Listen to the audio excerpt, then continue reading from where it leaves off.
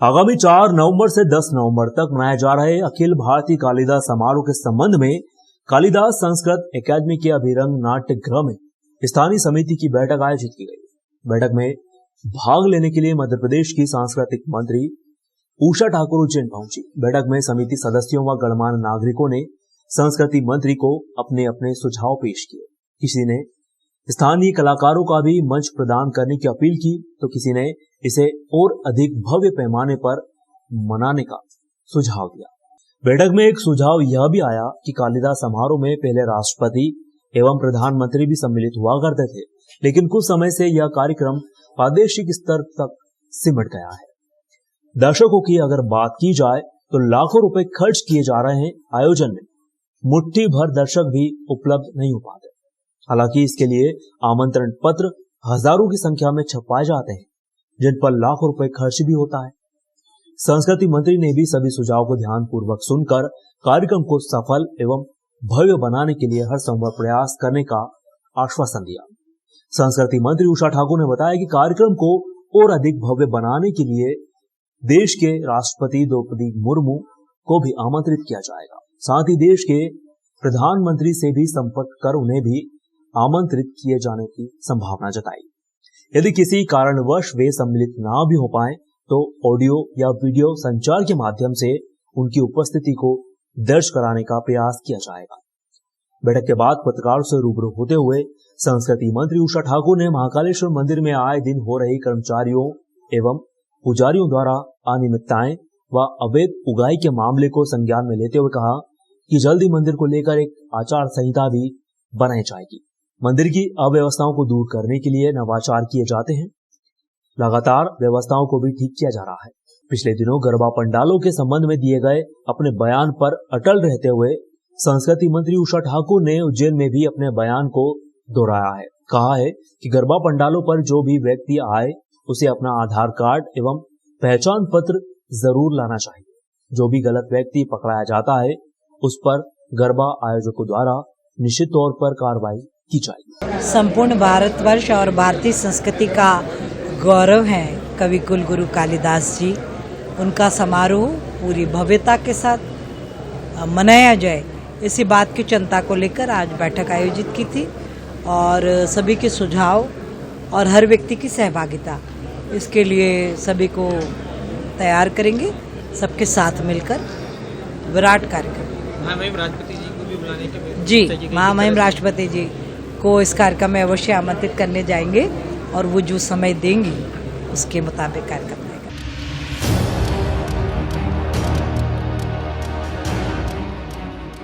सोमवार दोपहर मध्य प्रदेश शासन की संस्कृति मंत्री उषा ठाकुर कालिदास अकादमी में आगामी कालिदास समारोह के संबंध में आयोजन समिति की बैठक में शामिल होने पहुंची। यहां पहुंचते ही शहर के स्थानीय रंग कर्मियों ने उन्हें एक ज्ञापन देकर अपनी मांगों से अवगत करवाया।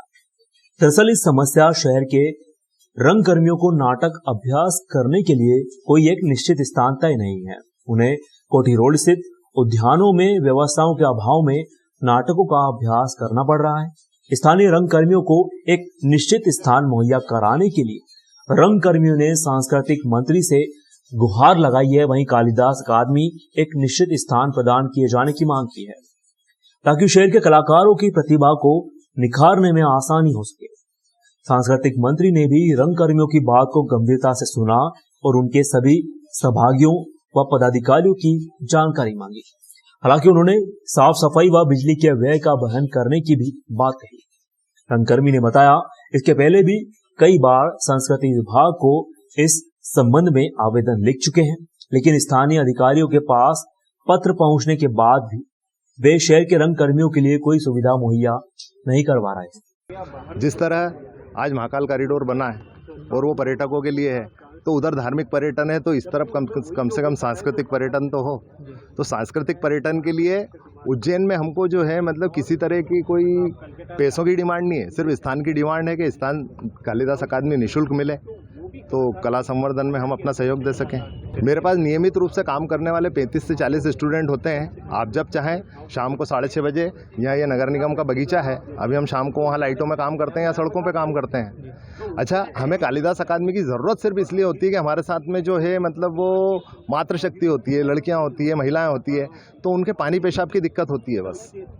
अभी वो लोग मुझसे मिले, मैंने उन सबको कहा है कि आप अपना लेटर पेड और जिन लोगों को आप यहाँ प्रैक्टिस कराएंगे वो कौन है चिन्हित होना चाहिए, क्योंकि हमारा संस्थान है, हम किसी गैर चिन्हित आदमी को भीतर नहीं ले सकते। कल कोई घटना हो जाए, कोई नुकसान हो जाए तो डरता है प्रशासन कि भाई कैसे अनुमति प्रदान कर दे। तो हमने उन रंगकर्मियों को कहा है कि आप जिनको यहाँ प्रैक्टिस कराओगे उनका नाम, उनका पता, उनका मोबाइल नंबर, उनका मतदाता क्रमांक और उनका आधार कार्ड क्रमांक एक व्यवस्थित सूची बना के दें, हम उनको यहाँ रिहर्सल की अनुमति देंगे।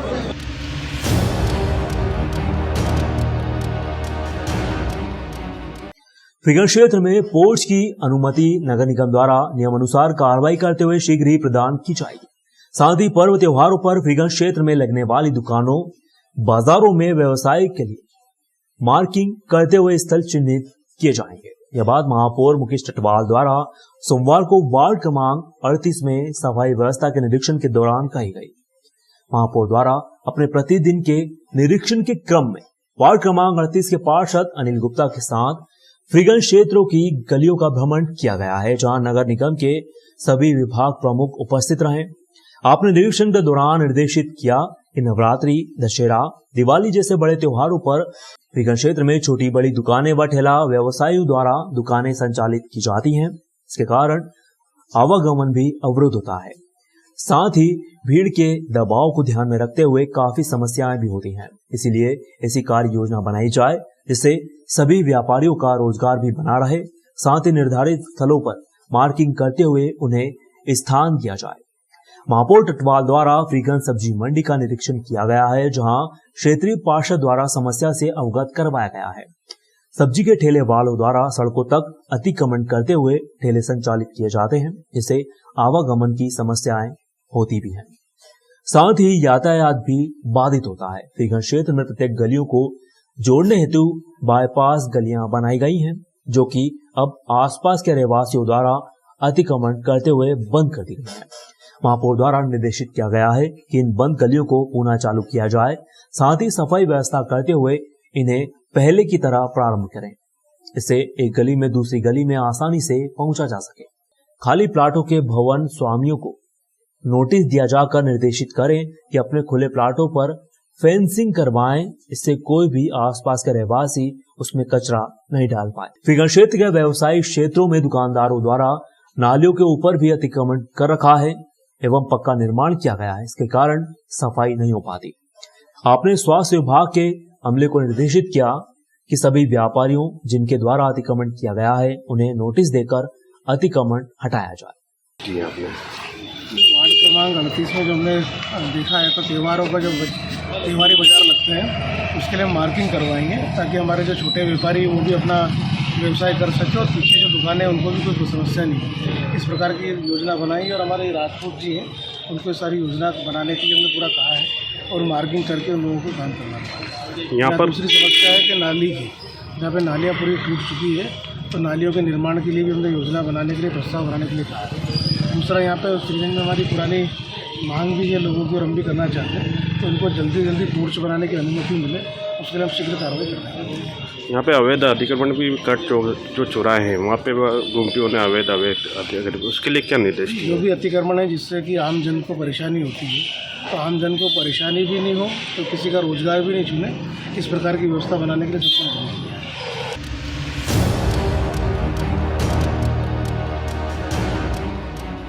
विक्रम विश्वविद्यालय हैकिंग से जागरूकता को लेकर नया कोर्स चालू करेगा। कुलपति अखिलेश पांडे ने दी जानकारी। हाल ही में इंडिया के नंबर 1 ब्लॉगर सौरभ जोशी व उनके परिवार के लोगों का हैकर्स ने सोशल मीडिया अकाउंट हैक कर लिया।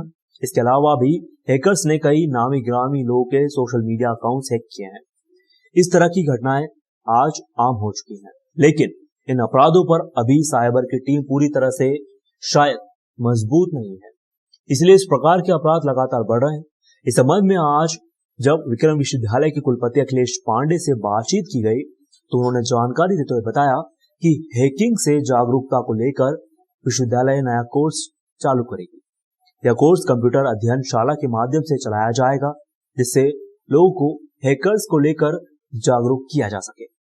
हैकिंग जैसे जैसे टेक्नोलॉजी बढ़ रही है वैसे वैसे उसका मिसयूज भी बढ़ रहा है। हैकिंग के ऐसे बहुत सारे फेसबुक, व्हाट्सअप या इवन इंटरनेट, कई बार ईमेल वगैरह सारे हैक हो रहे हैं। इससे संबंध मतलब इसको ध्यान में रखते हुए हम अपने विश्वविद्यालय के कंप्यूटर विभाग से एक नया कोर्स ही शुरू करवा रहे हैं, जिसमें हैकिंग जो है मतलब उसके प्रति अवेयरनेस चालू करने की, मतलब कैसे बचा जा सकता है। ख़ास तौर से ऐसी जो फाइनेंशियल बैंक की हैकिंग होती है उसमें बहुत नुकसान लोगों का हो जाता है, तो उस पर एक अवेयरनेस प्रोग्राम और कुछ टेक्नोलॉजी के प्रति जागरूकता ये मैं कंप्यूटर साइंस विभाग से शुरू कर रहा हूँ। यूनिवर्सिटी की भी वेबसाइट हैक हो गई थी कितने पूर्व में। यूनिवर्सिटी की वेबसाइट हैक हो गई, हमारा खुद का जो है व्हाट्सअप और ये फेसबुक सारा हैक हो करके, फिर ये एक्चुअली कुछ बहुत ही शातिर तरीके के लोग हैं जो टेक्नोलॉजी का दुरुपयोग कर रहे हैं। तो अभी इसका एक ही सलूशन है कि हम लोगों को उसके प्रति जागरूक करें और ख़ास तौर से उस टेक्नोलॉजी का कहाँ यूज़ नहीं हो।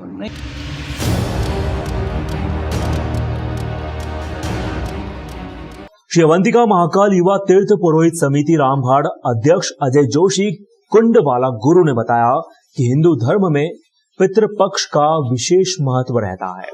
16 दिन अपने पितरों के नाम से तर्पण पिंडदान किया जाता है। कोई भी व्यक्ति अपने पितरों की तिथि के दिन भी पिंडदान, जलदान क्षिप्रा नदी रामघाट पर आकर कर सकते हैं। पितृ साल भर तक उसे आशीर्वाद से धन, सुख, संपत्ति एवं मां लक्ष्मी का भंडार भरा रहे। एक दिन अपने पितृ पक्ष में व्यक्ति एक दिन अपने पितरों का तर्पण दान करता है तो उसके पितृ साल भर तक उसे प्रसन्न होकर वैकुंठ लोक से वास करते हुए तो वे अमावस्या के दिन अपने पितरों का तर्पण कर सकते हैं। ऐसा शास्त्रों में वर्णन है।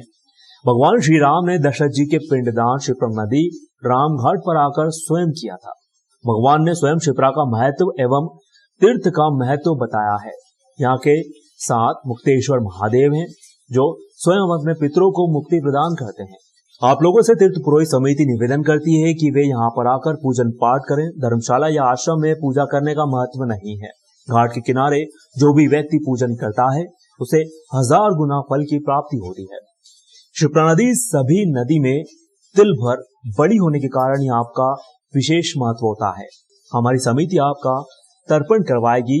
कोई भी व्यक्ति सक्षम नहीं है तो उसका एक पिंडदान एवं सामग्री की व्यवस्था हम पुरोहित पुजारी परिवार द्वारा ही किया जाएगा। आप सबसे निवेदन है कि सिर्फ रामघाट पर ही आकर अपने पितरों का पिंडदान करें। तीर्थ का विशेष महत्व कोई भी हो, रामघाट इसका विशेष महत्व बताया गया है। आश्रम धर्मशाला का महत्व नहीं है। निःशुल्क तर्पण का कार्य तीर्थ पुरोहित समिति अध्यक्ष अजय जोशी कुंडवाला गुरु के साथ सदस्य जगदीश शर्मा बाल्टीवाला, अनिल जोशी टोपीवाला, रितेश त्रिवेदी लाल मंदिर, मयूर दुबे, राकेश जोशी कुंडवाला गुरु, विजय गुरु इंजनवाला पंडा निःशुल्क तर्पण करवा रहे हैं। हम फतेहपुर यूपी से आए हैं। मेन हमारा उद्देश्य ये था कि यहाँ पे पितृपक्ष चल रहे हैं, अपने पूर्वजों के उद्धार के लिए पंडित जी से पूजा अर्चना करवाए। यहीं पे क्षिप्रा नदी में स्नान किया, बहुत बढ़िया लगा। यहाँ पे सब कुछ पंडित जी से मिलके पूजा पाठ करवा के। आप और चित्रकूट के वहाँ से रहने वाले थे, आप वहाँ से यहाँ पूजा करना है, क्या कारण है इसका? चित्रकूट में हम लोग रहते, वहाँ गंगा नदी है। गंगा नदी भी यहीं आके क्षिप्रा नदी में मिलके उनका भी उद्धार हुआ, वो भी मुझको प्राप्त हुई। हम लोग भी यहीं आए हैं और सभी हमारे मित्र हैं, सभी लोग आए हैं और पंडित जी से पूजा अर्चना करवाए। पितृपक्ष चल रहे हैं। श्री अवंतिका महाकाल युवा तीर्थ पुरोहित समिति रामघाट द्वारा हमारे द्वारा निःशुल्क यहाँ पे तर्पण पिंडदान किया जाता है। कोई व्यक्ति सक्षम नहीं है तो उसको हमारी संस्था द्वारा सारी सुविधा दी जा रही है। बहुत सी संस्था यहाँ पे भ्रमित कर रही है लोगों को उसके लिए हमारी संस्था आज निःशुल्क पिंडदान जल दान अर्पण करवा रही है, क्योंकि कई संस्था धर्मशाला है, लाजों में हो रही है। इसका हम विरोध करते हैं। तीर्थ में आके करें। राम जी ने स्वयं आके राम घाट पे अपने दशरथ जी के पिंडदान किए थे। इसका महत्व है। यहाँ संगम हुआ है। संगमम नीलगंगायाम यावत गांधर नदी तयो मध्य तो शिप्रा देवा नाम भक्ति दुर्बल। शिप्रा नदी तिल भर बड़ी है, इसका विशेष महत्व है।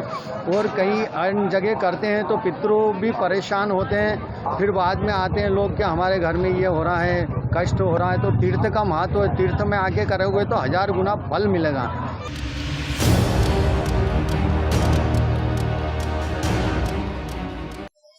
राष्ट्रीय शिक्षक सचेतना के 27वें महोत्सव इंदौर मध्य प्रदेश इकाई द्वारा आयोजित 3 संगठनों के सामूहिक आयोजन शिवाजी भवन, श्री मध्य भारत हिंदी साहित्य समिति इंदौर में देश विदेश के अतिथियों के मार्गदर्शन में संपन्न हुआ।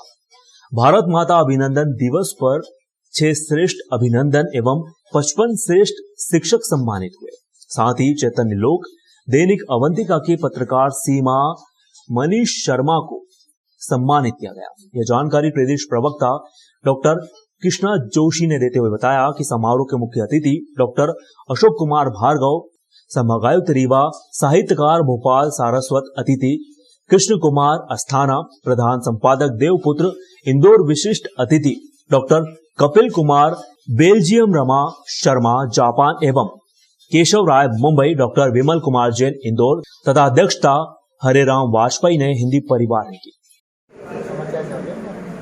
इनके बाद श्रीमती प्रिया जैन टीकमगढ़।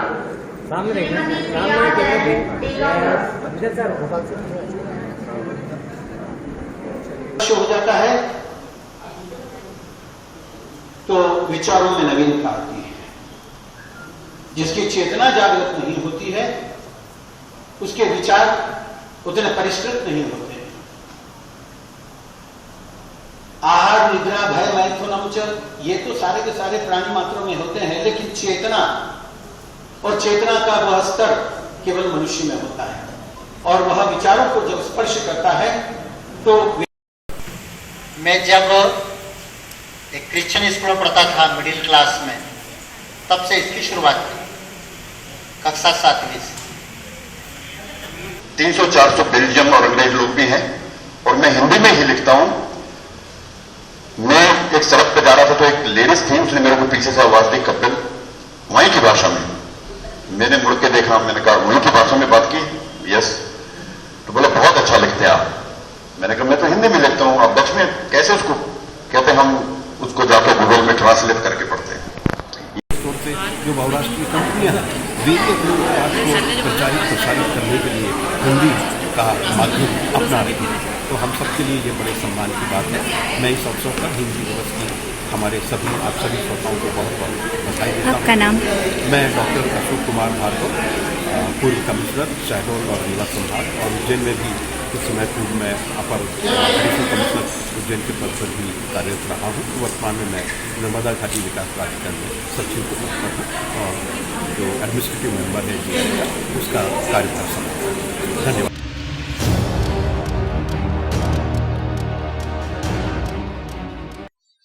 सुसनेर में जैन समाज के एक परिवार की श्रद्धा का मोल समाज ने चुकाया सम्मान के रूप में। परिवार दे चुका है अभी तक 2,17,000 रुपए की राशि। कहते हैं श्रद्धा का कोई मोल नहीं चुकाया जा सकता, किंतु दिगंबर जैन समाज सुसनेर के द्वारा समाज के एक परिवार की श्रद्धा का मोल सम्मान के रूप में चुकाया गया है। नगर के श्री पार्श्वनाथ दिगंबर जैन बड़ा मंदिर के निर्माण के लिए सुसनेर निवासी दिनेश पिता मिश्रीलाल जैन एवं पुत्र नयन जैन, लवीश जैन के द्वारा अभी तक मंदिर निर्माण में गुल्लक के माध्यम से 2,17,000 रुपए की राशि दी जा चुकी है। समाज की गुल्लक के माध्यम से दान राशि इकट्ठा करने की योजना में दिनेश जैन के परिवार की श्रद्धा की सराहना की गई। वहीं उनका सम्मान करने के साथ ही परिवारजनों से मंदिर के मुख्य द्वार पर कलश भी स्थापित करवाया गया। दरअसल दिगंबर जैन बड़ा मंदिर के जीर्णोद्धार शुरुआत में लगभग 2 वर्ष पूर्व समाज के प्रत्येक घर में समाज जन मंदिर के नाम पर अपनी कमाई का एक हिस्सा गुल्लक डालने की इसकी योजना बनाई गई। इसके तहत कई समाजजनों के घरों में गुल्लक रखी गई थी। इसी में दिनेश जैन परिवार ने यह राशि दी है।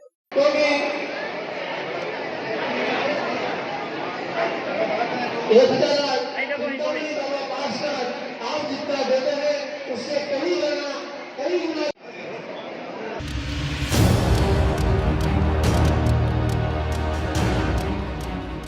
नगर परिषद से सड़क निर्माण करवाने की मांग। कंकाली माता मंदिर से नगर परिषद के सामने तक सड़क निर्माण की मांग। सुसनेर में नगर परिषद के सामने से कंकाली माता मंदिर तक के मार्ग पर सीसी रोड निर्माण की मांग को लेकर राहगीरों के द्वारा नगर परिषद सीएमओ को आवेदन दिया है। आवेदन में सड़क निर्माण करवाए जाने की मांग की है। आपको बता दें कि प्रशासन के द्वारा वर्षों से बंद पड़े इस प्राचीन मार्ग को खुलवा दिया गया था, किंतु आज तक इस मार्ग पर सड़क निर्माण नहीं हुआ, जिससे राहगीरों को परेशानी का सामना करना पड़ रहा है। आवेदन में चैन सिंह बोड़ाना, अजय गायरी, बालचंद्र माली, सुरेश, राजू, रमेश, सोहन, दीपक आदि ने बताया कि सड़क का निर्माण करवाया जाना आवश्यक है। इस मार्ग पर सड़क निर्माण होने से नगर के अंदरूनी कई क्षेत्रों में सीधे ही पहुंचा जा सकेगा। इससे लोगों का समय भी बचेगा, वहीं नगर की यातायात व्यवस्था भी सुचारू रूप से हो सकेगी। सिर्फ इस रोड के बारे में इस एक ही मांग है कि ये बारिश के समय में यहाँ पे काफ़ी दिक्कत आती है और ये पूर्व में चंद्रावत जी अध्यक्ष थे, उस समय ये रोड निकला था जो कॉन्वेंट के पीछे रास्ते से होके नगर परिषद के सामने जाता है।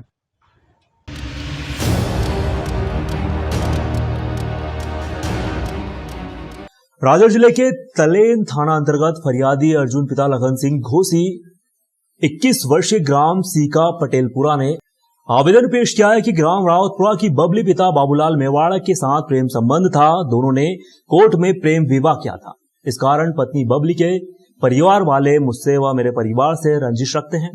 ग्राम सीका पटेलपुरा के पटेल के नाम से एक चिट्ठी देकर झगड़े के 4 लाख रुपए की मांग की गई। नहीं देने पर जान से मारने की धमकी दी है। परिवार व पत्नी के साथ घर में था कि मेरी पत्नी बबली का भाई सोनू मेवाड़ा, काका के लड़के चंदर सिंह मेवाड़ा, हरिओम मेवाड़ा व मामा एलम सिंह मेवाड़ा घर के अंदर घुसे और मुझसे व मेरे पिता लखन चौहान से अड़ीबाजी कर झगड़े के 4 लाख रुपए की मांग करने लगे। वहीं चारों ने मुझे व मेरे पिता को गंदी गालियां भी दी। बोले कि अगर झगड़े के पैसे नहीं दिए गए तो तुम्हें जान से खत्म कर दिया जाएगा। आरोपियों के विरुद्ध अपराध क्रमांक 452, 327, 384, 294, 506 एवं 34 भादवी का अपराध पंजीबद्ध कर विवेचना में लिया गया है। ये कल फरियादी अर्जुन द्वारा रिपोर्ट की गई थी कि इसने बबली नाम की लड़की से शादी कर ली थी और शादी के बाद अपने गांव सीका में रह रहा था। तो लड़की पक्ष के लोगों द्वारा 4 लाख रुपए झगड़े की राशि की मांग की जाकर उसके घर पर घुसकर मारपीट करी थी तथा अड़ीबाजी कर 4 लाख रुपए की मांग की गई थी, जिस पर से थाना तलेन में अपराध क्रमांक 314 कायम किया गया है और आरोपी के विरुद्ध 384, 327, 452 IPC प्रकरण पंजीबद्ध किया गया। आरोपियों को गिरफ्तार किया गया है।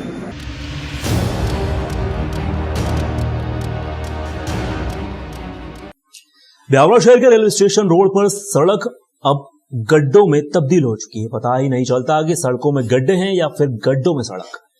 कोटा, इंदौर, अहमदाबाद, वाराणसी की ओर जाने वाले यात्रियों के साथ साथ स्कूली बच्चों को भी आने जाने में परेशानियों का सामना करना पड़ रहा है। गौरतलब है कि यह रेलवे स्टेशन रोड बारिश के पूर्व ही PWD विभाग द्वारा बनाया गया था, जो पहली बारिश में गड्ढों में तब्दील हो चुका है। रेक लगने पर सैकड़ों ट्रक यहां खड़े रहते हैं। लोडिंग वाहन को भी परेशानियों का सामना करना पड़ रहा है। रेलवे स्टेशन रोड पर विद्युत अव्यवस्था के कारण रात भर अंधेरा पसरा पड़ा है। इसके कारण आए दिन घटनाएं होती रहती हैं। इन गड्ढों में परेशानी ये आ रही है साहब, को स्कूल बच्चे जाते हैं वो कीचड़ में घुस जाते हैं। एक तरफ गाड़ी खड़ी रहती है, दूसरी तरफ गड्ढे रहते हैं, जाम लगता है। आए दिन जाम लगता है। पूरे मोहल्ले वाले, पूरा रेलवे स्टेशन रोड वाले पूरे परेशान। तो ये तो रोड अभी बनाया था PWD ने, कुछ नहीं, गिट्टा गिट्टी डाल डूल के औपचारिकता पूरी कर दी, आ गया पैसा। तो रेक लगती है तब यहाँ पे ट्रक भी आते हैं, तो उनको भी ट्रकों को भी खड़े रहने में दिक्कत है। टायर फूट रहा है, टायर फूट जाता है, कीचड़ उड़ता है, बच्चों के ऊपर कीचड़ लग गया। अभी स्कूल वाले लड़ाई झगड़े करने दौड़े, एक्सीडेंट वगैरह भी होते हैं यहाँ पर, एक्सीडेंट भी हो गया, बच्चे गिर जाते हैं गाड़ियों से, गिर जाते हैं, मोटरसाइकिल वाले गिर जाते हैं, एक्सीडेंट होते हैं। एक्सीडेंट की वो होने की वो ज़्यादा बड़े बड़े गड्ढे हो गए।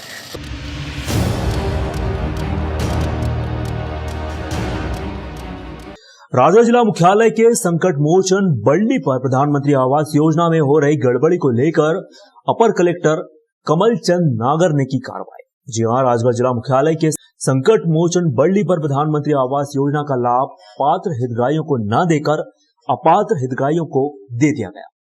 आवास योजना में हो रही भारी गड़बड़ी व घोर अनियमितता संबंधित शिकायत कई बार हितग्राहियों के द्वारा अपर कलेक्टर कमल चंद नागर से की गई थी।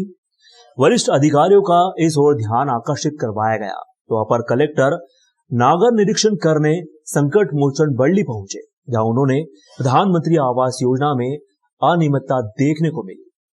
नगरपालिका सीएमओ एवं इंजीनियर को निर्देशित किया गया है कि वह 3 दिन में रिपोर्ट तैयार कर पेश करें। साथ ही जो 3 मंजिला घर बना लिए उनको तोड़वाने की कार्रवाई की जाए। यह भी सुनिश्चित करें कि जिन लोगों ने गैलरी तोड़कर दीवारें उठा ली उसका भी सर्वे कर तोड़वाई की जाए। साथ ही जिन घर के सामने बड़े बड़े लेंटर बना लिए गए हैं उनको भी हटवाया जाए। अपर कलेक्टर नागर ने यह भी कहा कि पीएम आवास नक्शा जैसा होता है वैसा ही होना चाहिए। प्रकाशित हुई थी कि जिनको आवास मिला है उनके स्थान पर अन्य लोग रह रहे हैं। कुछ लोगों ने किराए पे दे दिया है, कुछ लोग ऐसे हैं जो अपात्र हैं जिनको मिलना ही नहीं चाहिए, वो लोग रह रहे हैं। साथ ही साथ प्रधानमंत्री आवास जो योजना का जो मकान मिला हुआ है उसमें लोग अवैध निर्माण करके रह रहे हैं। इसके कॉन्टेक्स्ट में आज मैंने निरीक्षण किया और निरीक्षण पर जो समाचार पत्र में प्रकाशित हुआ था वो तो केवल टिप ऑफ आइसबर्ग था, वो केवल 1/10 नहीं था। उसके अलावा भी बहुत सारी अनियमितता पाई गई। जैसे फॉर एग्जांपल मैंने कुछ मकानों में पता किया तो उन्होंने बताया कि साहब ये तो हमारा मकान ही नहीं है। उनको ये भी नहीं मालूम किसका मकान है। इसका मतलब ये है कि जिसका मकान है उसने इनको किराए पे दे दिया। किराए पे दे नहीं सकते। अगर आप इतने सक्षम हो तो आपको पात्रता नहीं होनी चाहिए। तो एक तो पहली बात ये है कि जो अपात्र लोग हैं उनको भी मकान आवंटित कर दिया गया। तो लगभग कितने लोग हैं ऐसे जो ऐसे मैंने जो देखा है करीब 10 के आसपास तो प्रथम दृष्टया लग रहे हैं। अगर इसकी जांच करेंगे तो और भी लोग मिलेंगे, पहली बात। दूसरी बात, कुछ लोग ऐसे हैं जिनको मकान आवंटित हुआ ही नहीं है, वो दूसरों के मकान में रह रहे हैं, मतलब किराए से रह रहे हैं। ये तो घोर आपत्तिजनक है, अवैधानिक है। ठीक है, तो जिनको मिला है उनको उनका जो आवंटन है वो खारिज होना चाहिए।